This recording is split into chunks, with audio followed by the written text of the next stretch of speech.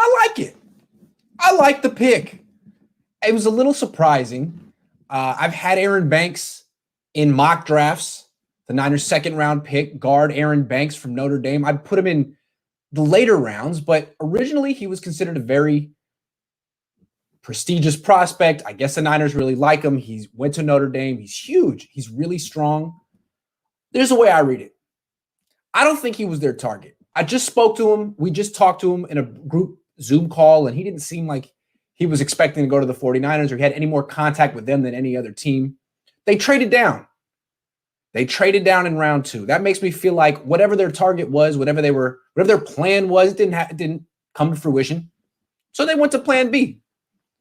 Now, what happened at the beginning of round 2? The way I saw it was a lot of defensive backs went off the board, corners and safeties, particularly safeties. Richie Grant, Javon Holland, gone. So maybe the Niners wanted a safety, a corner, traded back, whatever. The way I looked at it is the two biggest needs on the team, bigger than quarterback. Secondary, offensive line, they handled the offensive line. They got one of them. You can only do one of them at a time. So they got one. I like it. What do we know about Aaron Banks? Well, he's like the anti-Mike McGlinchey. I'm not piling on Mike McGlinchey. It's just that last year he was kind of emblematic of the problems on the offensive line. They were underweight. They kind of got pushed around. They were too small. Justin School as well. All of them, except for Trent Williams. This guy's big. He's strong. He's, I don't know, the anti-Mike McGlinchey. He should bring out that side of Mike McGlinchey if it still exists. He'll be playing right next to him. They went to the same school. McGlinchey should speak his language, respect his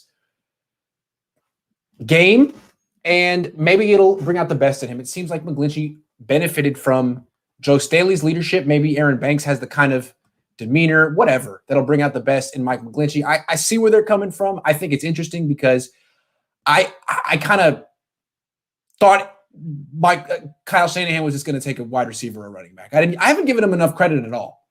I thought he was going to take Mike McGlinchey in round 1 and then come back with like a wide receiver in round 2 and just be totally irresponsible. But no, he got an offensive lineman. He acknowledged that was an issue. He didn't just blame it all on Nick Mullins. I like that. And this guy, he doesn't fit their typical zone blocking scheme because he's so big. But maybe that means that they're evolving on offense. Wow, what a concept.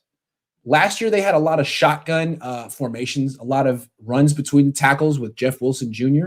This guy's going to help that. You know, the Niners' run game took a step back last year. A lot of times people say, well, get another running back. No, get an offensive lineman. That offensive lineman helps every running back. He'll help Raheem Mostert. He'll help Jeff Wilson Jr. He'll help JaMycal Hasty. I like this pick. I'm surprised that Kyle Shanahan would spend such a high pick on an interior offensive lineman. I didn't think he had it in him. It's not glamorous. It's not a sexy position. He did it anyway. I like it. I've also noticed he and Robert Saleh have started off their drafts exactly the same way. Saleh picked second. Shanahan picked third. Saleh picked Zach Wilson, a quarterback. Shanahan picked Trey Lance, a quarterback. It's like they're starting over. It's like they're rebuilding it on the same pace. Then a few picks later, Saleh had a second pick. He took guard Elijah Vera Tucker from USC, went to my high school, Bishop O'Dowd. Shout out Bishop O'Dowd. High school, great school. You should send your kids there. I don't know. I haven't been there in a while, but I liked it when I went there. Anyway, that's what Robert Saleh did. Guard, quarterback, followed by guard. What does Kyle Shanahan do? Quarterback, followed by guard, Aaron Banks. Now, Aaron Banks isn't as good as Elijah Vera Tucker. How could he be? Aaron Banks didn't go to Bishop O'Dowd, but Aaron Banks did go to El Cerrito High School, which is almost as good. It's down the street. It's over there. So Aaron Banks, hometown dude from Alameda, I like it. Same idea. You're starting over at quarterback. We got to set up this quarterback for success. Give him an offensive lineman. Give him a guard. Pressure up the middle. Who blew the block that got Jimmy Garoppolo injured last year? Real quick, quiz. I'm not going to tell you. Who blew the block that got Jimmy Garoppolo injured last year? This was week 2 against the Jets. This was the high ankle sprain. Jimmy was never the same. Was it Mike McGlinchey who gave that block up? No, it wasn't. It was Laken Tomlinson, the guy who wins. No, not Brunskill. It was Laken Tomlinson, the guy who wins the award for the best offensive lineman on the team every year. And I don't understand why. So they got an issue there. Aaron Banks could be the long-term replacement for Laken Tomlinson, or he could just be a short-term replacement for Daniel Brunskill on the right side. Either way, I like the pick. It makes a lot of sense. First impression to him, he seems like a really smart guy, East Bay guy. He seems like the kind of guy I'm going to go to after games, wins and losses. He seemed authentic. He's wearing a gold chain. I like that. Seemed like he had style. I liked him. I really liked this pick. I was expecting a defensive back, but I had Coach Noah Johnson on before. He's in the chat right here, and we were both saying safety would be good. I think all the safeties went. The Niners traded down from 43. The Raiders traded up, and they took the last safety, really, Trevon Moehrig. I don't know why he dropped. The Niners decided they didn't want him. Fine. Richie Grant, not there. Javon Holland, not there. You took this dude? Okay. So now the Niners – see, to me, the Niners, I felt like they were living in la-la land. They keep calling themselves Super Bowl contenders, but I think the offensive line is the biggest issue. They didn't really address it. They added 36-year-old center Alex Mack. Okay, well, maybe that'll help. Now you've really added 2 new starters to the line, a new center and a new guard. That's 40%. That's now we're talking. Now we're talking. So good. I give it another A. I'm usually I'm a stickler in these drafts. I can't bear to give anything more than a C+, but A first round, A second round. I like what Saleh's doing. I like what Shanahan's doing. They're taking the same approach. Now, if Shanahan is just following Saleh's blueprint, that means the next pick is a wide receiver, because the Jets took a wide receiver, Elijah Moore, with their 3rd pick.